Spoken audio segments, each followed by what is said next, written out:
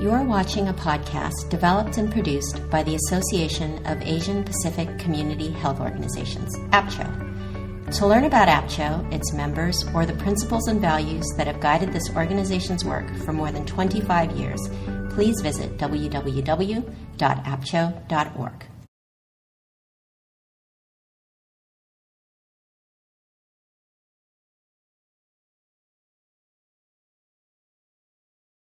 For me, consumer engagement begins with permission, and creating a culture that's conducive for dialogue and exploration of thoughts and philosophies, as well as open for education of the consumer so that the consumers can feel confident and welcome so that they can contribute in a higher way. Consumer engagement to me is being invested with your time and your thoughts and your energy in the future of the organization and in the future of the team building that occurs on a board and in the community.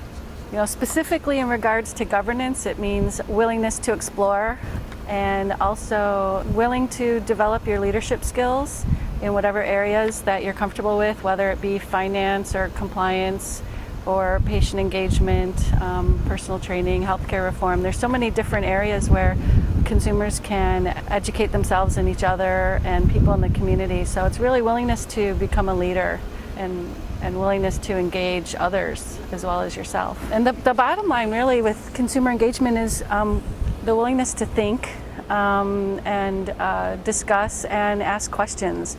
We are so quick to have the answers these days, but really we need to learn to ask more questions in order to find, the path that we want to take. And so, hopefully what we're doing is creating environments where it's very conducive for lots of questions to be asked. As a consumer board member, it's our responsibility. So we have the opportunity to affect change, and social justice, and to create better outcomes for our community overall. And so, on the first and basic area, it's our responsibility. Secondly, it does provide personal education and leadership trainings for ourselves. And so, why would you want to give that up? The patient voice is the perspective taken for granted. And so, until we're able to speak up and get involved in a more vocal and a more open way and a very transparent way, I don't know if people or if anything's going to change, because it's the one voice that's actually missing from the conversation. And if patients' needs aren't met, we can't maximize clinical outcomes nor financial outcomes. So it's actually imperative that we start speaking up in regards to the patient perspective. And in regards to policy, the time is now. Everything's constantly changing, which I know makes it more complex for us to be involved. Because we're constantly learning and relearning and getting deeper into understanding how these laws affect us and our communities. But the time is now to continue to affect change, and so that steps can't be taken to go backwards or that we're left out of the picture moving forward.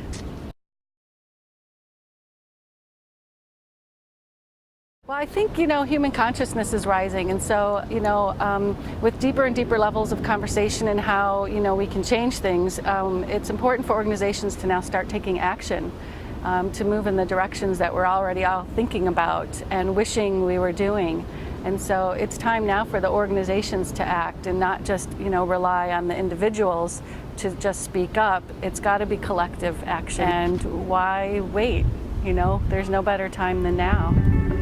This podcast was brought to you by AAPCHO. Please join the conversation on our Facebook fan page at facebook.com/AAPCHO and tune in for our next podcast at www.apcho.org.